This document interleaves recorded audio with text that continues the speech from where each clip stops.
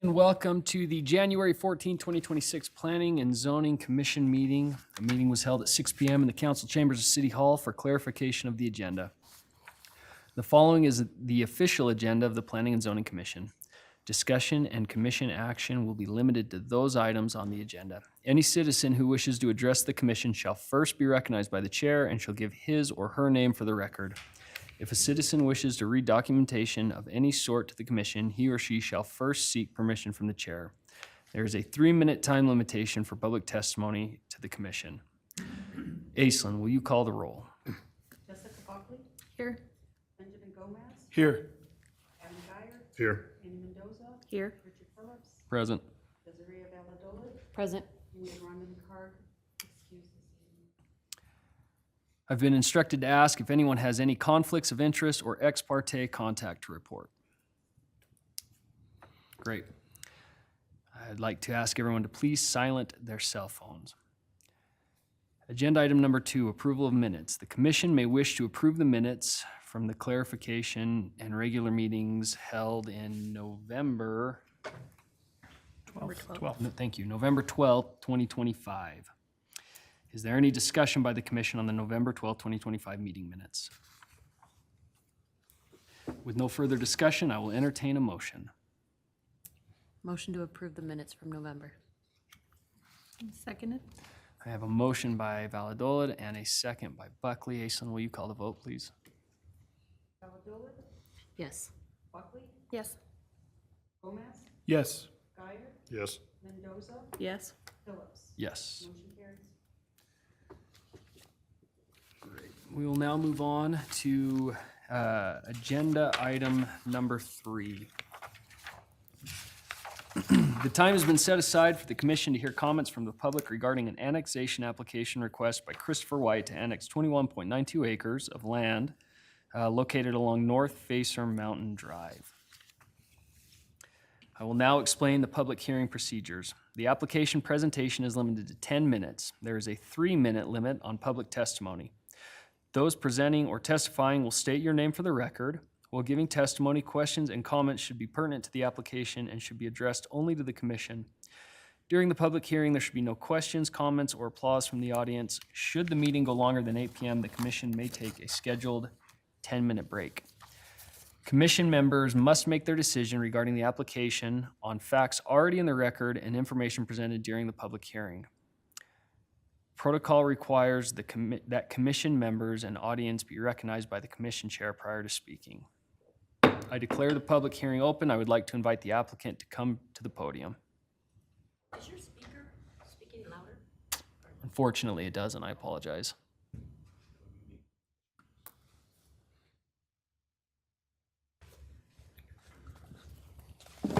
Good evening. I have applied for the application as a formality. I went to the county to do a small subdivision because of the property being attached to the Pocatello city limits line. I'm required to be denied or accepted by your council. So formality, that's why I'm here. I'm hoping, just a brief formality. So that's what I'm here. Can I just ask you to please give I can't your hear you, name? ma'am. Can you please state your name for the record? You bet. Christopher White. Sorry. Great. Are there any? I have to ask. Okay, great. Thank you, Mr. White. Are there any questions for the applicant? I have one. I've noticed here on the staff report, you've got just a copy and paste response saying that, if I can find it in the staff report, I apologize. According to the engineering, this annexation would not be in the community's best interest. So I'm assuming that the anticipation on your part is that we will not approve this. That would That's be my your hope. hope. Okay, great. If I can just proceed with the county Yeah, as a process. stipulation. Yep. Okay, great. Any other questions for the applicant? Okay, thank you, Mr. White. Thanks. Yep, appreciate it. Now we'll now invite city staff to come up for their presentation. Good evening, Mr. Chair and members of the commission. I'm Jim Englesey, Long Range Planner for the city. Before you is an application by Christopher White to annex said property of 21.92 acres. Regarding the annexation, the subject property was recently removed from the area of city impact due to the city being unable to serve it at this time with utilities and sanitation services. While still listed on the city's future land use map, it has been determined that since the map's adoption, that this area would not be feasible to provide services, thus being removed from ACI. This public hearing was posted on the subject property and published in the Idaho State Journal on December 30th, 2025, and all property owners within 300 feet of the subject property have been noticed of this public hearing, and no written comments have been received by staff at this time. In consideration of the application, staff concludes that the proposed annexation is not compliant with Pocatello City Code, Section 1702.110, and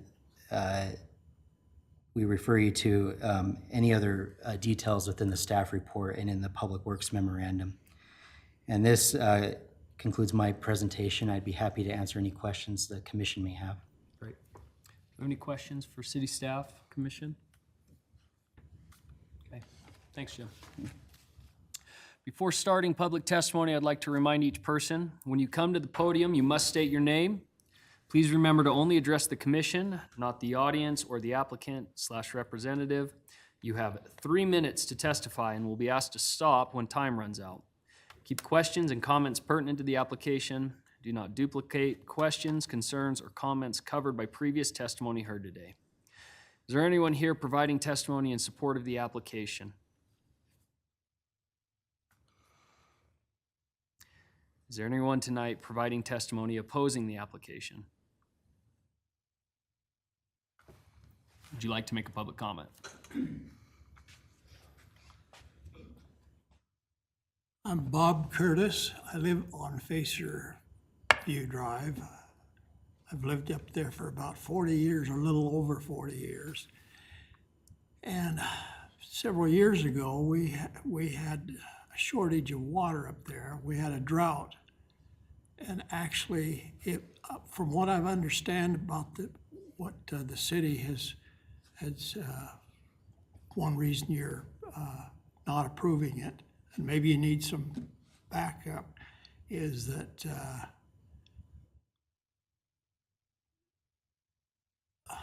excuse me, sometimes I lose my train of thought. I had a stroke about several months ago. Anyway, as I was saying, I've been up there for over 40 years, and so several years ago, we had a drought up there, and it was hard to get water. Now, from what I started to say, what I understand is that the city, one of the reasons, I don't know whether it's one of the reasons, but that you folks have decided to not approve it because of you won't supply utilities to up there, which means everybody on that other side of Facer Mountain there would have to drill wells, because you're not going to supply water or any of the things other than power.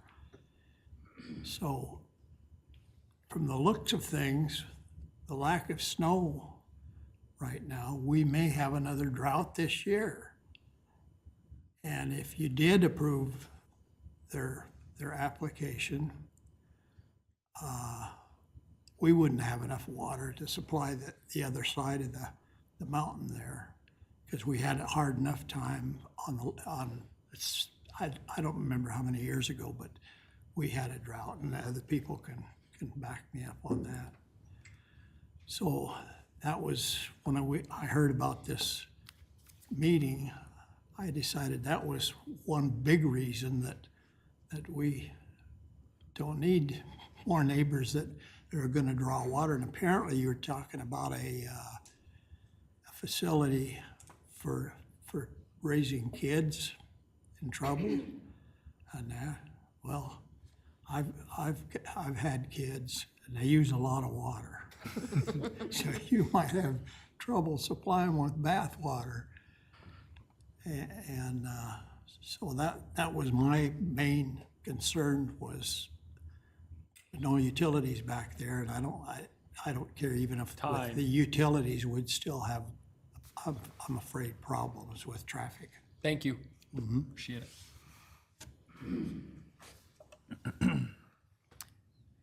Anyone else providing testimony uncommitted to the application? Good evening, Chair Phillips, Commission members, Hal Jensen, Planning and Development Director, Bannock County. I came this evening in case there were items of clarification that I could help the council with relative to the two jurisdictions and how this process works. Mr. White came to our office last year. It's probably been 6, 7, perhaps 8 months ago. In the process of talking about development, we had to stop him and say, based upon the fact that you would like to develop this and subdivision will occur, our ordinance states that, and following state statute, because you have property that touches the city boundary, you're required to request annexation. So everything stopped with the county. Another item of clarification is that state statute was approved last year for renegotiation of areas of city impact between counties and cities' jurisdictions. At that point, cities had a little bit more say relative to the ACI. The new negotiations that the county was then placed in charge of for renegotiations basically put our ordinances in place outside of the city boundary lines. I will share with you that we have no skin in the game other than we would like to help Mr. White, should it come back to the county, help him with a development. It will work within the county's guidelines for development based upon what he has in the particular zone that he's in and what he desires to do. But from a county standpoint, I wanted to let you know that Mr. White is here strictly from a statute and an ordinance requirement to make the request. If you have other questions for me, I would answer them later if need be. Thank you. Anyone else providing testimony uncommitted to the application?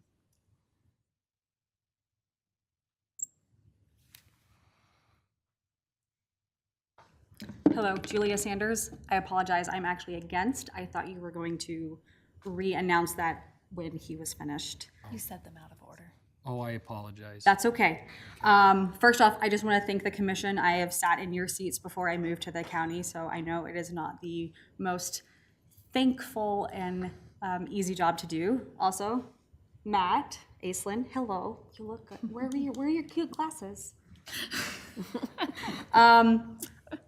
This isn't really for you guys, but I just wanted to ask of the staff if when there are matters that are considering annexing and going into county lines, if there's anything that we could do differently with notifying people outside of the 300-foot radius, because our zoning is a little bit different, a little bit bigger, where we have residential rural and residential suburban up on that hill.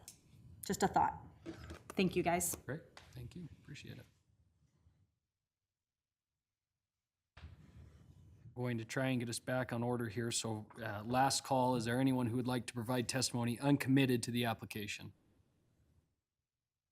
Okay, is there anyone who would like to provide testimony opposing the application? Okay. Mr. White, do you have any rebuttal that you would like to give? Okay, great. With no further testimony or rebuttal, I declare the public hearing closed. How does the commission wish to proceed?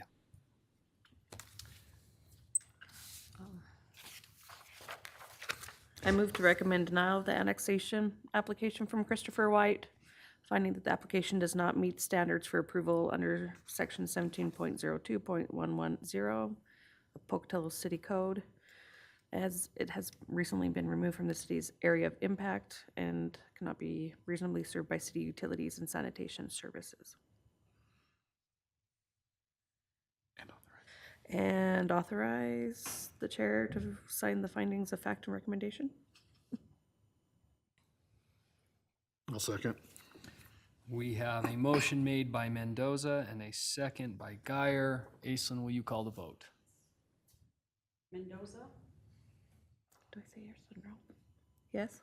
Yeah. Guyer, Yes. sorry, you caught me off guard. Yes on denial, yes. Is yes to the denial? Sorry. Yes, because there was a motion to deny. Okay, yes. Okay. Okay. Gomez, Yes. Phillips, Yes, Valdolo, Yes. motion carries. thank you. We'll move on to agenda item number 4. Time has been set aside for the commission to hear comments from the public regarding a preliminary plat application request by Briven, Idaho LLC to subdivide 29.26 acres, more or less, of land located west of Philmeter Drive and to be known as Bath Fitter Subdivision. We would invite the applicant forward. Yeah. And if there's any conversation regarding the application, if you wouldn't mind taking that out into the lobby. Declare the public hearing open. Good evening, Jeff Hatch with Hatch Design Architecture. Our physical address is 200 West 36th Street, Boise, Idaho 83714. Good evening, Chairman Phillips and Commissioners. Thank you for your consideration of our preliminary plat this evening. We were in front of this commission last year in regards to a rezone of this subject property, and now that that rezone has been approved, we are proceeding with the platting process in order to develop the land. And so with that, we are proposing roadway infrastructure, which we've coordinated with Public Works and with planning. And then we have our parcels. I did have a presentation, but it looks like I should have brought a laptop, so I apologize for that. But I will stand for any questions. Okay. Do we have any questions for the applicant? Okay. Thank No you. questions. Thank you. Appreciate it. Turn the time over to the city staff for their presentation. Have my glasses. Good evening, Mr. Chair and Commission members. Matthew Lewis, Senior Planner. As noted before you is a preliminary plat application to plat 9.26 acres, more or less, into non-commercial lots with one common lot, which would be Lot 4. The property is located, actually, I'm sorry, I wanted to make a correction. It's Lot 7 is the common lot. The property is located west of Philmeter Drive, east of Union Pacific Railroad, and north of Amy's with a zoning designation of industrial. Philmeter Avenue will extend to the Union Pacific Railroad, ending in a hammerhead instead of a cul-de-sac, with the thought that extension may occur in the future. And that is outlined in under condition number 6 of the staff report. In consideration of the application, staff concludes that the proposed preliminary plat is compliant with Pocatello City Code, Chapter 1620.050, with the 8 conditions outlined in the staff report, including exhibits 1 through 5. There was quite a number of comments that were made by fire, water, and so forth. So those are all part of staff's conditions. That concludes my presentation, and happy to answer any questions you might have. Does the commission have any questions for city staff regarding the application? No questions. Thanks, Matt.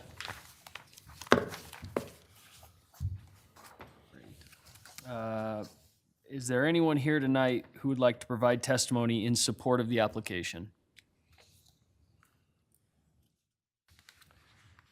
Is there anyone tonight who would like to provide testimony uncommitted to the application? Would anyone like to provide testimony opposing the application? Does the applicant have any rebuttal?